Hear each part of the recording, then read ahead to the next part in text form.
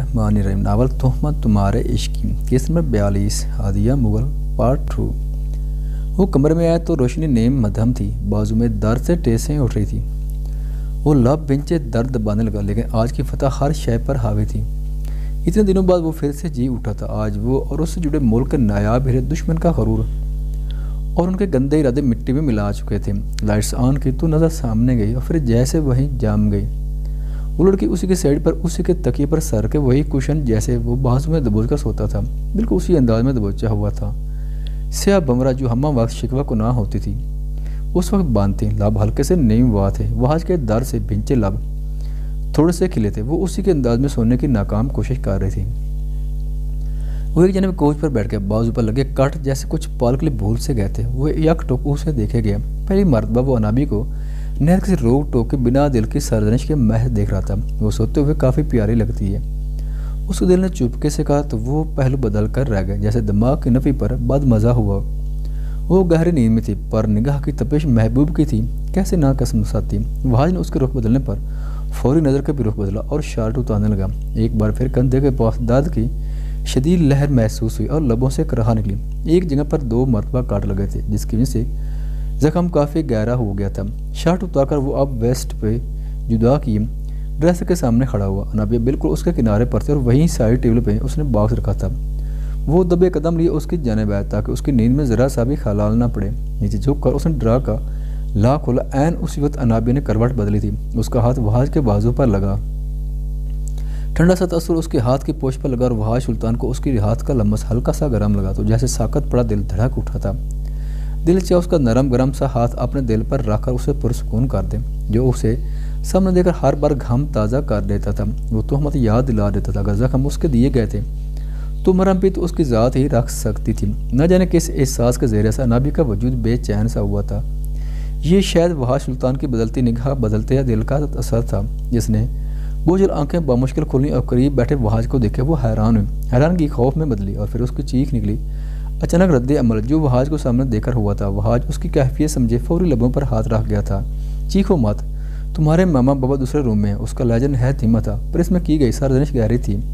اس نے پھیلی آنکھیں پھیلا کر بامشکل سارے لایا تو وہاج نے ہاتھ ہٹائے۔ آپ کب آئے اور یہاں کیا کر رہے تھے؟ وہ ہتھیلیوں کو بیڈ پر جماتی فاصلے پر ہونے لگی، پر نگاہ اس کے شرٹ لیس وجود پر گئی۔ انابیہ کے حلق جیسے خشک ہوا تھا۔ اس سے اپنا سوال نہایت بے تکانہ لگا تھا۔ تم شاید میری جگہ پر سو رہی تھی، وہاج نے اصلی سرد انداز میں جواب دے کر ڈرا سے باکس نکال کر اوپر رکھا اور خود کھڑا ہوا۔ وہ میں اسے سمجھ نہیں ہے کہ کیا وضاحت دیں۔ آپ نے ہی تو کہا تھا کہ آج میں یہاں سو جاؤں کیونکہ میرے روم میں تو ماما بابا سو رہے ہیں۔ آپ نے منع کیا تھا کہ انہیں گیسٹ روم میں نہیں ٹھہرانا اور اب پھر آپ ہی تو کہہ کر گئے تھے۔ وہاج نے ہاتھ اٹھا کر مزید وسعت سے اسے روکا۔ آپ نے پوچھا تھا وہاج، تبھی میں آپ کو بتا رہی ہوں۔ اس کے چہرے پر پھیلی سنجیدگی پر وہ روان سی ہوئی تھی۔ جانتا ہوں میں تمہیں کہہ کر گیا تھا، پر میری سائڈ پر کوئی لیٹے تو مجھے اچھا نہیں لگتا۔ اس نے جتاتی نگاہ انابیہ پر ڈالے، جھک کر باکس اٹھایا۔ وہاج وہ بولنا چاہتی پر اس کے مضبوط مسلز والے بازو پر رینگ کر نیچے آتی خون کی ایک لائی نے اس کی زبان گم کی تھی۔ اس نے پھیلی خوفزدہ آنکھوں سے اس کے بازو سے نگاہ کندھے پر دڑائی، پر کندھا تو ٹھیک تھا، کچھ وہ کھڑا ہوا تھا اور وہ بیٹھی تھی، اس لیے خون کی لکیر ہی نظر آئی تھی۔ خون وہاج آپ کے بازو پر؟ انابیہ فوراً کمفرٹ ہٹا کر اٹھی۔ کاٹ لگ گیا تھا اس کے لیے، جیسے عام سی بات تھی۔ کاٹ نہیں، وہاج کچھ اور ہوا ہے، ایسے خون نہیں نکلتا، دیکھا بازو اپنا۔ اس نے بازو کی طرف توجہ دلوائی۔ آپ کہاں گئے تھے بتائیں مجھے، اور کہاں سے نکل رہا ہے خون؟ اس کے انداز پر وہاج کے ماتھے پر بال نمایاں۔ ہاتھ میں رہو اپنے، کس حق سے پوچھ رہی ہو؟ میری مرضی، جہاں مرضی جاؤں۔ اس نے بری طرح انابیہ کو جھڑکا۔ وہ نہیں چاہتا تھا کہ اس کے زخموں کو دیکھ کر پریشان ہو جائے، ابھی تو اس نے کاٹ نہیں دیکھتے، نہ جانے پھر کیا حالات ہوتی۔ وہاج آپ کا خون نکلا، میں بس آپ سے پوچھ رہی ہوں۔ وہ فولی سانس پر قابو پائے بامشکل بولے، جب کہ دل سوکھے پتے کی مانند لڑ رہا تھا۔ نکلنے دو خون، وہ کہتا ہوا چند قدم پیچھے ہوئے، لیکن مڑا نہیں تھا تاکہ وہ نہ دیکھ سکے۔ انابیہ سورا سے بیڈ سے اتری۔ بیٹھو بیڈ پر، اس نے انابیہ کو تنبیہ کی، لیکن وہ بنا اس کا حکم ماننے دوسری طرف سے اتر کر اس کی پوچھ کی طرف آ کر کھڑی ہوئی، اور صرف کھڑی نہیں ہوئی، منہ پر ہاتھ جمائے گہرے سانس لی۔ وہ پھٹی آنکھوں سے اس کے کندھے پر لگے گہرے زخموں کو دیکھا۔ وہاج نے سختی سے اپنی مٹھی بھیجی۔ بہت ڈھیٹ لڑکی ہو، جس کام سے منع کرتا ہوں وہی تم نے ضرور کرنا ہوتا ہے۔ وہ دانت پر دانت جمائے بولا جب اسے اپنے زخم پر اس کی نرم پوروں کا احساس ہوا۔ انابیہ وہ فوری مڑا، اس کی انگلی پر خون لگ چکا تھا۔ کیوں چھوا تم نے زخم کو؟ اس نے کلائی جکڑ کر اس کی پوریں دیکھی جس کو خون سے بھری ہوتی۔ آپ کو درد ہو رہا، کتنا درد ہو رہا ہوگا؟ اس کے الجھے سے انداز پر وہاج نے تعجب سے اسے دیکھا۔ کچھ نہیں ہوا، ابھی میں پٹی کر لوں گا۔ اس نے نرمی سے پچکارا، کیسے کچھ نہیں ہوا، اتنی بری طرح کاٹ لگے ہیں، آپ کہہ رہے ہیں؟ وحاج کی گھورتی نظر پر منفی میں ساری ہلتی پھوٹ پھوٹ کر رو دی، اور وحاج کو کوفت ہوئی، بجائے مرہم کرنے کے وہ رونا شروع کر چکی تھی۔ ہر بات پر وہ روتی تھی، ذرا سی بات ہوتی نہیں تھی وہ رونا شروع کر دیتی تھی۔ تم نے رونے کا پرمٹ لیا ہے، جب دیکھو آرزو باتی رہتی ہو، زخم مجھے ہیں اور رو تم ایسے رہی، تمہارا کندھا زخمی ہے۔ ہاں میرا کندھا نہیں، میرا دل زخمی ہو رہا ہے، مجھے درد ہو رہا ہے۔ وہ چڑھ کر مزید رونے لگی۔ اسٹاپ اٹ انابیہ، یہ فالتو باتیں نہ کرو، کوئی کسی کا درد نہیں سہتا، سب اپنا اپنا درد برداشت کرتا ہے۔ اس نے ہاتھ کھڑا کیا اور باکس لے کر ڈریسر کے پاس جا کر کھڑا ہوا۔ انابیہ نے اس ستم گر کی پوچھ کو دیکھا۔ دل تو چاہا ایک بار جتا دے کہ اگر کوئی کسی کا درد نہیں سہتا تو پھر اس دن وہ بے قرار کیوں ہوا تھا؟ اس کی تو بس انگلیاں زخمی ہوئی تھیں، وہ بمشکل اپنے کندھے سے بہتے خون کو صاف کر پا رہا تھا۔ جیسے جیسے وہ زخم پر کاٹن پھیرت تھا، انابیہ کا دل دہر رہا تھا۔ وحاج لب دانتوں تلے دباتا، اب مزید ہاتھ پیچھے لے کر زخم صاف کرنے لگا، پر اب تھوڑی مشکل ہو رہی تھی۔ اس نے ایک ادھوری نگاہ بھی اس پر نہ ڈالی جو کب سے اس کے زخموں کو اشک بہا تک دیکھ رہی تھی، پر اب اس کی ہمت جواب دے گئی تھی۔ نہایت بے دردی سے کر رہے ہیں واج، میں بابا کو بلاتی ہوں، وہ ٹھیک سے کرتے ہیں، وہ کہہ کر دروازے کی جانب بڑھنے لگی۔ خبردار، جو تم نے انہیں بلایا، وہ کاٹن پھینکنے گھرایا تھا۔ وحاج اتنا خون، اتنا گہرا زخم، پلیز اس وقت اپنا غصہ اپنی ناراضگی ایک طرف کر دے، زخم خراب ہو جائے گا، ہو جانے دو، ناسور بھی بنتا ہے تو بن جانے دو، اور اگر اتنی ہمدردی جاگ رہی ہے تو خود کر دو، ہمیشہ اپنے کام کے لیے دوسروں کو کیوں الزام دیتی ہے؟ اس کے تن پر اس نے وحاج کو دیکھا، پھر قدم لیتی آگے آئے، ادھر ہی کھڑی رہو۔ وحاج نے اسے ٹوکا، اسے امید نہیں تھی کہ وہ اتنی جلدی مان جائے گی۔ اگر آپ مجھے نہیں صاف کرنے دیں تو میں ڈیڈ کو بلا لوں گی۔ اس کی واضح دھمکی پر وحاج کو سخت طیش ہے، مجھ سے بحث کر رہی ہو، چیلنج دے رہی ہو مجھے؟ وہ جرانہ تیولی اس کی طرح بڑھا۔ وحاج میں آپ سے بحث کیوں کروں گی، صرف ڈریسنگ کرنے کا کہہ رہی ہوں، آپ کا زخم بہت بڑا ہے، وہ صفائی امیز لہجے میں بولی جبکہ نگاہ جھکی ہوئی تھی۔ تمہارے دیے گئے زخم سے بڑا نہیں ہے، وہ طنزیہ مسکرایا۔ تن کے تیر بعد میں برسا لیجیے، اس وقت آپ کی ڈریسنگ ضروری ہے، حلقتر کر کے وہ کہہ تو چکی تھی، پر وحاج کے غصے سے بھی اچھی طرح واقف تھی۔ آؤ کرو میری ڈریسنگ، خبردار جو تمہارے ہاتھ کانپے یا تم روئی۔ اس کی کلائی پکڑ کر وہ اسے ڈریسر کی طرف لے آیا اور خود پشت سامنے کی کھڑا ہو گیا۔ سب کچھ اتنی جلدی ہوا کہ وہ سمجھ نہیں پائی تھی، پر اس کی پشت کو لگے زخموں پر اس کا بری طرح تڑپا۔ نہ جانے کس نے اس بری طرح اس کے وجود پر اپنا قہر بسایا تھا۔ انابیہ اس کی سرد آواز میں ایک سرزنش تھی، کپ کو پاتے ہاتھ اس نے ایک درد دوسرے میں جکڑ لی جیسے وحاج سے چھپانا چاہتی۔ کاٹن اٹھاؤ اور جلدی سے زخم صاف کرو۔ انابیہ نے کاٹن اٹھا کر اس کے زخم پر لگائے۔ جس حساب سے کر رہی ہے مجھے نہیں لگتا تم سے ہوگا۔ وہ کاٹن لیتا اسے تیز نظر سے گورے بولا۔ انابیہ لب کاٹ کر رہ گئی، اس کے زخم اس کی حالت بری کر رہے تھے، پر وہ پتھر دل سمجھ ہی نہیں رہا تھا۔ وحاج نے آئینے میں دیکھا زخم صاف کیا، پر ایک تھوڑے فاصلے پر تھا جہاں وہ ٹھیک سے صاف نہیں کر سکتا تھا۔ وحاج آرام سے صاف کریں، اس کی حاریت پر ٹوکے بنا نہ رہ پائی۔ یہ زخم ہم جیسے مرد و زن روز ہی کھاتے ہیں۔ اس نے ہاتھ پوچھ پر کیا، پر داد کی وجہ سے مشکل ہوا تھا۔ میں اب کرتی ہوں، پوری کوشش کروں کہ آرام سے کروں۔ اس نے اپنی مخروطی انگلیوں میں کاٹن پکڑی۔ وحاج خاموش ہو گیا تھا، نہ چاہتے ہوئے بھی وہ انابیہ کا محتاج تھا۔ کاٹن سے زخم صاف کر کے اس نے وحاج کے ہاتھ سے پیوڈین والی بینڈیں لی جو وہ تیار کر چکا تھا۔ جتنا گہرا زخم تھا اس پر سٹریچر لگنے تھے، پر وحاج کبھی نہیں مانتا۔ اس کے زخموں پر بینڈیج کرتے اس کی ٹھنڈی ٹھنڈی سی انگلیاں کندھے سے ٹکرائیں۔ وحاج کو زخموں میں ٹھنڈک اترتی محسوس ہونے لگی۔ بے اختیارانہ وہ آنکھ باندھ کی اس کے ہاتھ کا لمس محسوس کرنے لگا۔ وہ لمس جیسے دوا بنتا، ایسی دوا جو رفتہ رفتہ نشے کی طرف اسے اپنا عادی بنا کر لیتی، جبکہ وہ مسلسل آنسو باتی اب بھی اس کی پوچھ کو دیکھ رہی تھی۔ وحاج اس کی پکار نہایت مدھم تھی، وہ اب بھی آنکھیں بند کیے ہوئے تھا۔ ایک بار انجیکشن لگوا لیں، زخم بہت۔ اس کے لفظ منہ میں ہی روکے جب وہ اس کی جانب مڑا۔ اس کے چہرے کی کرختگی اسے بولنے سے روک چکی تھی۔ زیادہ سار نہ چڑھو، چپ چاپ جا کر ہاتھ دھو کر بیڈ پر لیٹو، ابھی سب کے اٹھنے میں کافی وقت ہے اور میں بھی سونا چاہتا ہوں۔ پہلے سختی اور پھر نرمی بھرا لہجہ اسے اس کی بات ماننے پر مجبور کر گیا تھا۔ وہ واش روم سے ہاتھ دھوتے باہر آئی۔ وحاج جب بیڈ پر لیٹ چکا تھا، پیٹ کے بل لیٹے وہ کشن اپنے کندھے کے نیچے رکھ کر آنکھیں موندے ہوئے تھا۔ وحاج آپ کو پین کلر دے دوں؟ آپ کو نیند اچھے سے آ جائے گی، اس نے ڈرتے ڈرتے پوچھا۔ ہاں دے دو، اس نے بحث کرنا ضروری نہیں سمجھا تھا۔ اس کی ہمیں نے جیسے ہمت دلائی تھی۔ وہ ڈریسر پر رکھے باکس میں سے 2 ٹیبلٹ نکال کر اس طرف لائی۔ پانی کا گلاس انہوں نے ٹیبل سے لیا تھا۔ وحاج یہ لیں، اس نے جھک کر پکارا، پر وہ آنکھیں موندے لیٹا تھا۔ اتنے جلدی سو گئے؟ انابیہ بڑبڑائی تھی۔ وحاج میڈیسن لے لیں، اس نے بمشکل اس کا کندھا ہلایا۔ اب اسے زیادہ خفت کا سامنا کرنا پڑ رہا تھا۔ انابیہ سونا ہے مجھے، وہ تکیے میں منہ دبائے بڑبڑائے، پلیز دوا لے لو، اس کے پاس ہو جائیے گا، بالکل بھی آپ کو تانگ نہیں کروں گی۔ انابیہ کسی بھی طرح اسے دوائی کھلانا چاہتی تھی۔ وہ خمار بھری بوجھل آنکھوں کو جھپکتا بمشکل اٹھا، دوا کھا کر اس نے انابیہ سے گلاس لینا چاہا، پر وہ خود اس کے لبوں سے لگا گئی تھی۔ وہ بنا آنکھیں کھولے پھر سے لیٹ گیا۔ وہ پانی کے گلاس رکھ کر لائٹس آف کے دوسری جانب آ کر دراز ہوئی، لیکن نظر ان زخموں پر جما لی۔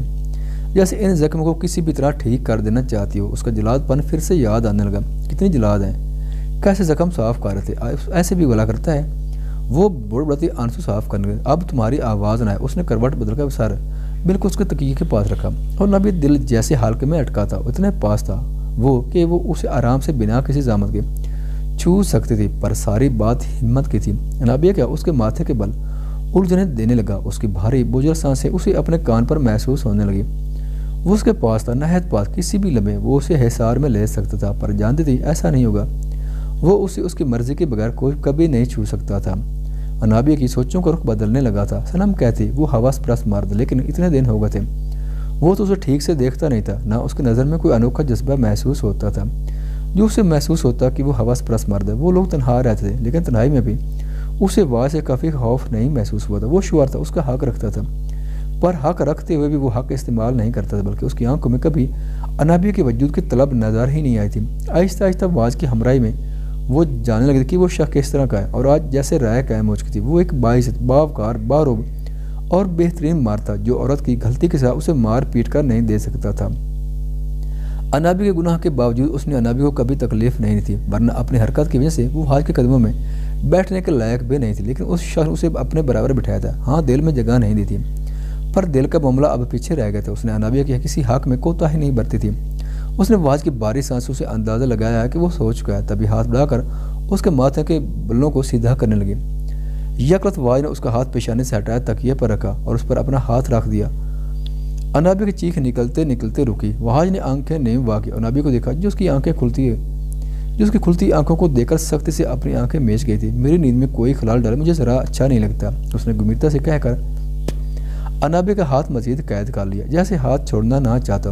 انابیہ خاموش تماشائی کی طرح سن رہ گئی تھی۔ اس نے آج ہاتھ خود تھاما تھا تو وہ کیسے آزاد کروا لیتی۔ کمفرٹ ہٹا کر اس نے بوجھل آنکھیں کھولی۔ رات کے بیتے لمحوں نے چہرے کو دہکتا گلاب بنایا تھا۔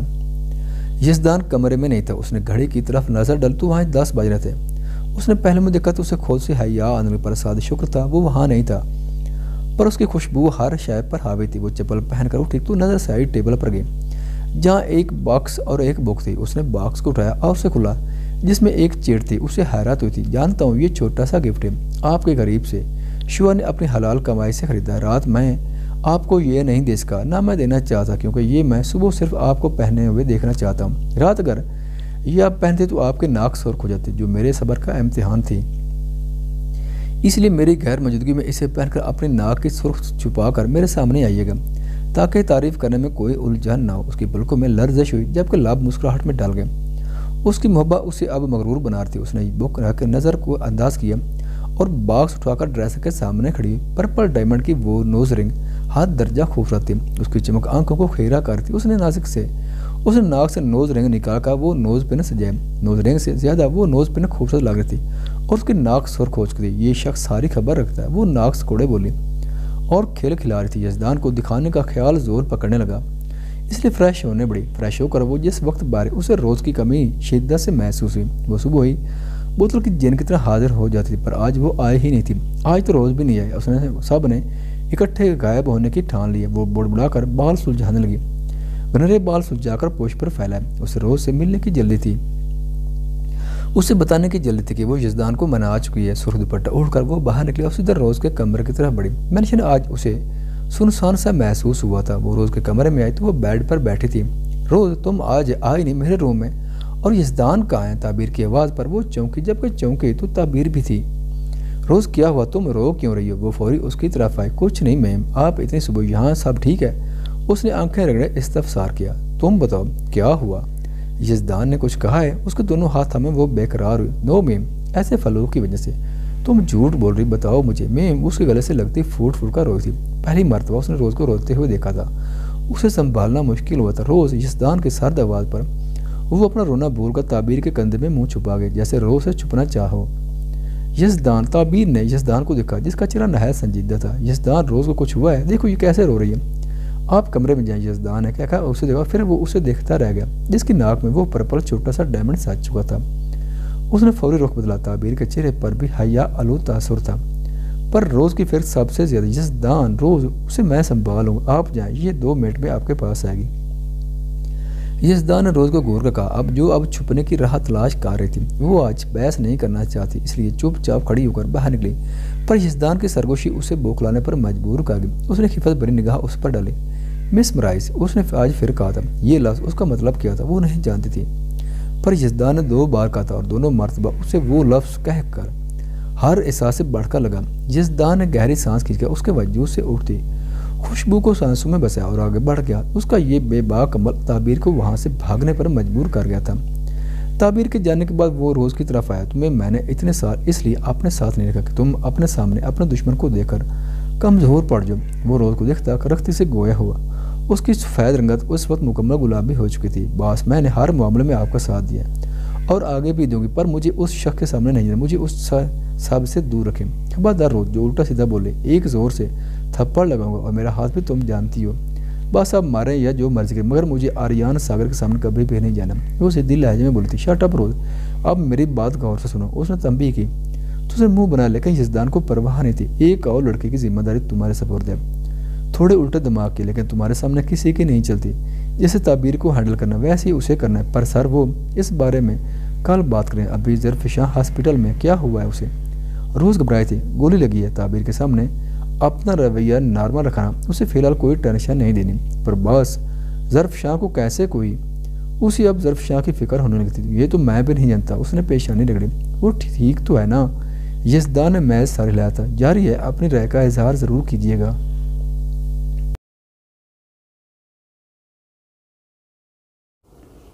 خواتین و حضرات، چینل پر آنے کا بہت شکریہ۔ اگر ویڈیو پسند آئے تو چینل کو سبسکرائب کریں اور ساتھ ہی بیل کے آئیکن کو لازمی پریس کریں تاکہ آنے والی ویڈیوز کی اپڈیٹ سب سے پہلے آپ تک پہنچ سکیں۔ شکریہ۔